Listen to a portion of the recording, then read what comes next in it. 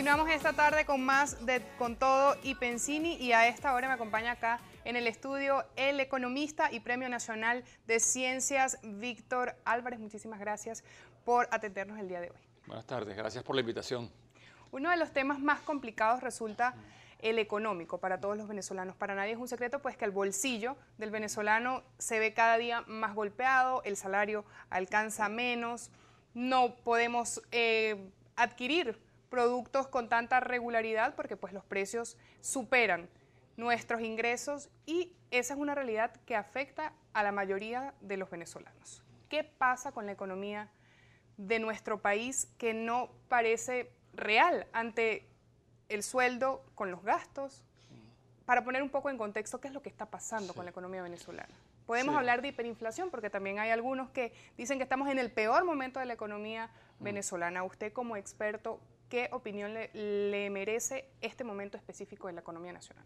Sí, ¿no? ¿Qué está pasando con la economía? Bueno, mira, de acuerdo a los datos que se filtraron del Banco Central de Venezuela, al cierre del año 2016, ¿no?, la economía cayó en un 18%, ¿no?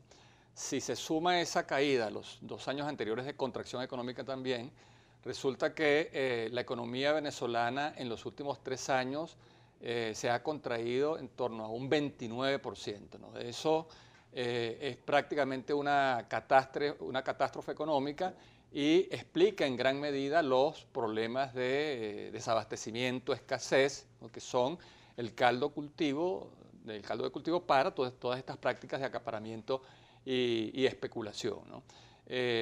Los datos de inflación que se filtraron también reportan una inflación de 500%, ¿no? Entonces ahí están 2 factores claves que están atormentando a los hogares venezolanos, ¿no? Por un lado, ese descalabro de la producción agrícola e industrial, que se junta entonces a el colapso de los precios del petróleo, que ha dejado al país sin divisas y ha afectado la capacidad de importación, ¿no? Porque mientras los precios del petróleo estuvieron altos, las caídas en la producción interna fueron inmediatamente suplidas con productos importados. Pues resulta que ahora tenemos una situación donde ha caído la producción nacional, ha caído el ingreso petrolero y no hay para importar.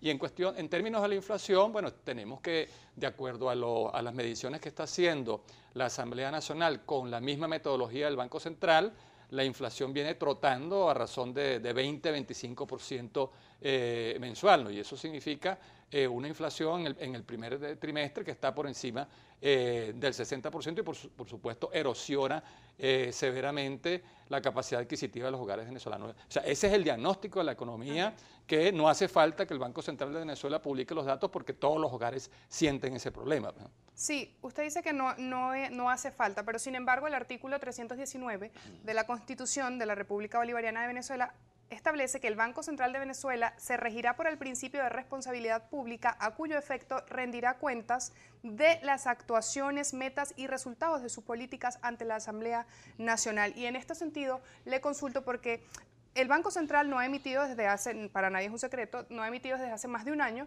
pues las cifras oficiales. ¿Esto afecta la economía, el hecho de que el Banco Central no sea transparente, por lo menos en este sentido? Claro, claro que le afecta, mira, porque sobre todo en términos de planificación de inversiones, de programación de inversiones, de poder atraer nuevas fuentes de ingreso en divisas por la vía de la inversión extranjera, el inversionista requiere saber cómo está esa economía, cuáles son las proyecciones de ingresos en divisas, cuáles son las proyecciones en materia de inflación, cómo piensa que se va a comportar el Producto Interno Bruto, cuáles son las variables en términos de deuda externa. Y cuando hay tanta opacidad, ¿no?, cuando se ocultan estas cifras, o sea, difícilmente un inversionista puede verse atraído, ¿no?, por un país donde no se reportan las cifras elementales, porque no tiene los datos básicos para poder planificar su actividad, ¿no?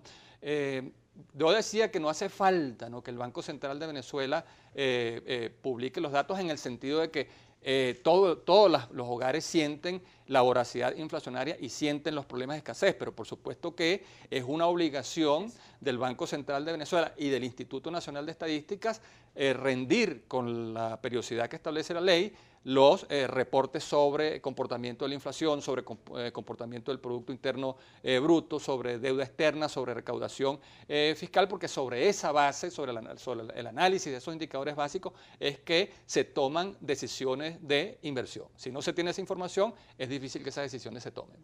El año pasado el presidente de la República, Nicolás Maduro, cuando acudió a la Asamblea Nacional, pues aceptó que había un problema económico en el país y en ese sentido emitió el decreto de emergencia económica. Desde ese momento hasta el día de hoy, 6 veces ha sido extendido el decreto de emergencia económica. ¿Ha servido de alguna manera en menor, medio o alto grado para reactivar el sistema económico de Venezuela? Bueno, cuando un mecanismo como ese, que es excepcional, ¿no?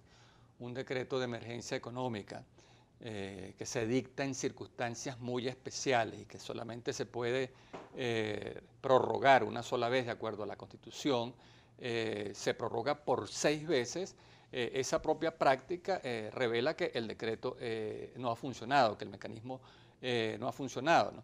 Y de nuevo se ve en la vida cotidiana, es decir, el hecho de que todavía persistan elevadísimos indicadores de escasez y de ausencia absoluta de muchos bienes, que los ve uno en estas descomunales colas que se siguen generando todos los días en cualquier bodega, en cualquier abasto, en cualquier supermercado, es una señal de que todavía la producción agrícola y la producción industrial se mantiene contraída. O sea, nosotros aquí se expropiaron más de 4 millones de hectáreas para cumplir los objetivos de seguridad y soberanía alimentaria que están plasmados en la Constitución Nacional y terminamos sembrando maticas en las ventanas con este programa de agricultura urbana.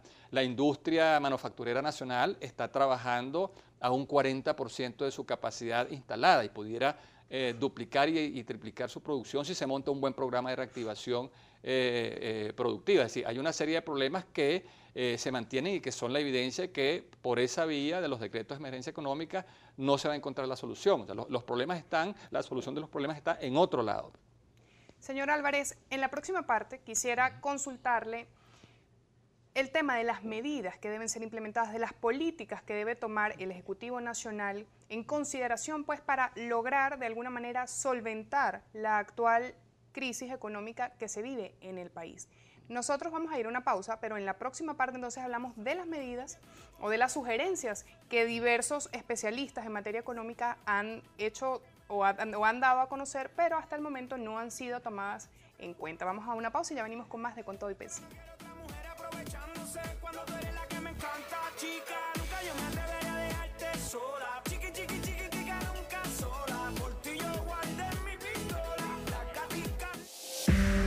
Usted está viendo Con Todo y Pensini. Nacional de Ciencias. Antes de irnos a la pausa, le hacía una pregunta sobre las medidas que se deben tomar en consideración para restaurar el sistema económico nacional. Evidentemente, algunas de las medidas pues, que se han tomado no han dado el efecto positivo que se necesita. ¿Cuáles son esas medidas, de acuerdo a los estudios que se han hecho, que deberían implementarse? Vamos a pensar en el conjunto de medidas para atacar los dos problemas claves que abordamos en la parte anterior, ¿no? Que es el problema de la escasez, la caída de la producción que genera escasez. ¿Cómo resolver eso, ¿no? Para luego ir al segundo problema, que es la inflación que disuelve, ¿no?, el poder adquisitivo de los hogares, ¿no?, que es otro de los problemas que azota al país, ¿no?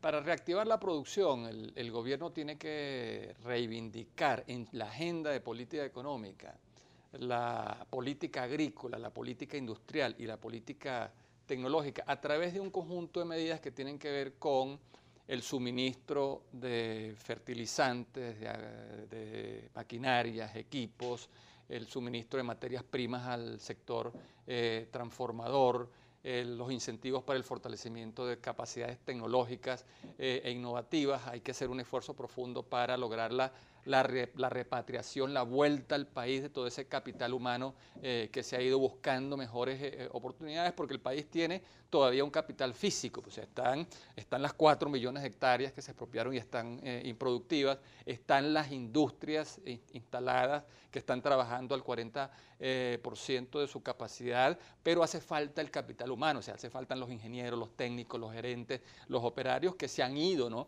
a otros países buscando mejores condiciones de trabajo. Entonces, ese elemento también tiene que ser considerado para poder reactivar la economía, ¿no? Entonces, haciendo un manejo inteligente, ¿no?, se puede lograr la reactivación de la producción, se puede lograr la modernización y reconversión del aparato productivo y se puede lograr en el mediano y largo plazo la reindustrialización de la economía nacional para poder aumentar la densidad de empresas por cada 1000 habitantes, ¿no?, que eso es lo que hace falta.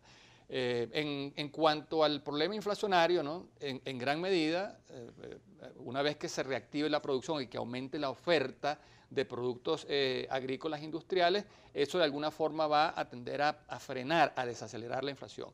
Por otro lado, para poder abatir también las presiones inflacionarias, el principal factor propagador en estos momentos es el déficit fiscal y la manera como se está financiando el déficit fiscal. Para los que no son economistas y nos están oyendo, ¿no?, siempre en el discurso de los economistas se atribuye al déficit fiscal una presión inflacionaria. ¿Qué quiere decir eso? Bueno, que un déficit fiscal ocurre cuando el gobierno está gastando más de lo que le ingresa. ¿Por qué eso tiene un impacto inflacionario? Bueno, porque los ingresos del gobierno vienen de los impuestos, ¿no? Y cuando el gobierno cobra impuestos sobre la renta, impuestos al valor agregado, impuestos a los activos empresariales, lo que hace es sustraer, restar poder de compra en la economía. Cuando gasta, entonces lo que hace es inyectar lo que recogió a la economía. Si el gobierno está gastando más de lo que le ingresa, quiere decir que está inyectando un poder de compra superior a la economía que sustrae. Entonces, si esa masa de dinero se inyecta a una economía que tiene índices de escasez, por supuesto los precios van a subir. Lo peor de todo es la manera como el gobierno ha escogido para financiar el déficit fiscal, particularmente el déficit de PDVSA.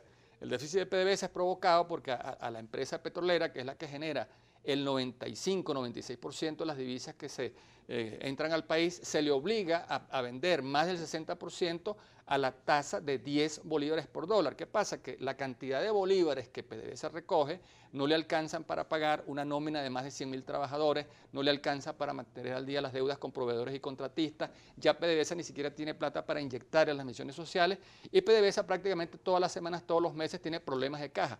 ¿Qué hace PDVSA? Bueno, emite unos pagarés que se los vende al Banco Central de Venezuela. ¿Y de dónde saca el Banco Central de Venezuela la plata para pagar esos pagarés? Bueno, imprime dinero sin respaldo, hace esas desmesuradas emisiones de dinero que no tienen respaldo en la producción y, por supuesto, cuando ese torrente de dinero se inyecta en la economía, mucha plata sale a buscar pocos bienes y eso provoca la inflación. ¿Solución? Bueno, sanear el ejercicio fiscal, equilibrar los gastos, que el gobierno se arrope hasta donde le llegue la cobija y que se erradique el financiamiento del déficit fiscal con dinero inflacionario. Si esas dos cosas se hacen, una buena política agrícola, industrial, para reactivar la producción, para aumentar la oferta y una disciplina fiscal y eliminar el financiamiento del déficit con dinero inflacionario, prácticamente las causas que provocan la escasez y la inflación serían abatidas.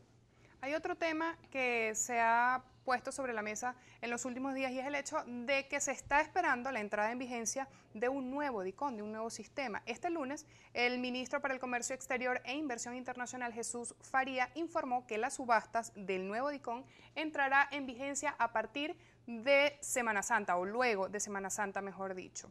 A su juicio, se trata de estas subastas van a generar de alguna manera efectos positivos en la economía nacional.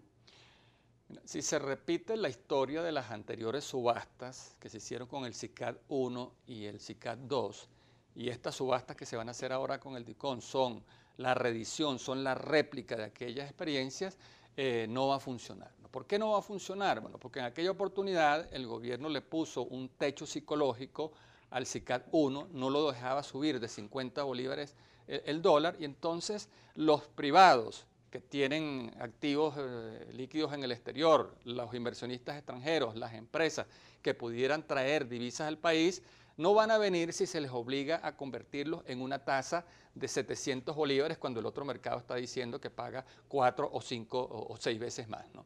Lo mismo ocurrió con el SICAD 2, recordemos que se le puso un techo psicológico de 200, se obligaba entonces al inversionista extranjero a cambiar su ingreso en divisas a 200 o al que tenía depósitos en divisas del exterior, si los quería traer al país tenía que cambiarlos a 200, mientras que el otro mercado le estaba pagando 5 veces más. Entonces el gobierno, si quiere que esto funcione, no puede atajar la subasta, no la puede frenar, tiene que dejar que sean los propios mecanismos de oferta y demanda los que vayan regulando el precio de la divisa, sobre todo porque no es el gobierno, no es el Estado el que va a alimentar ese mercado, porque en los próximos meses, en este mes de abril, el gobierno va a tener que pagar, PDVSA va a tener que pagar casi 3.000 millones de dólares, entre abril y mayo son 3.600 millones de dólares que hay que pagar en divisas y eso significa que el gobierno va a quedar seco, no va a poder inyectarle divisas a ese mercado. Entonces las únicas fuentes serían las que vengan de la repatriación de capitales de origen venezolano que están en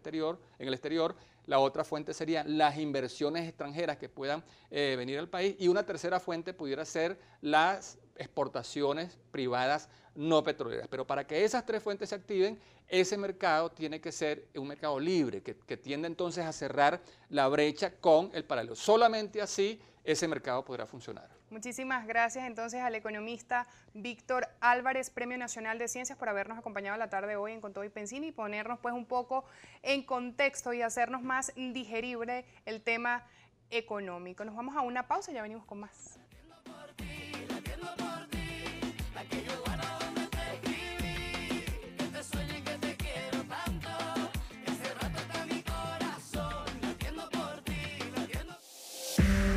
Usted está viendo Con Todo y Pensini.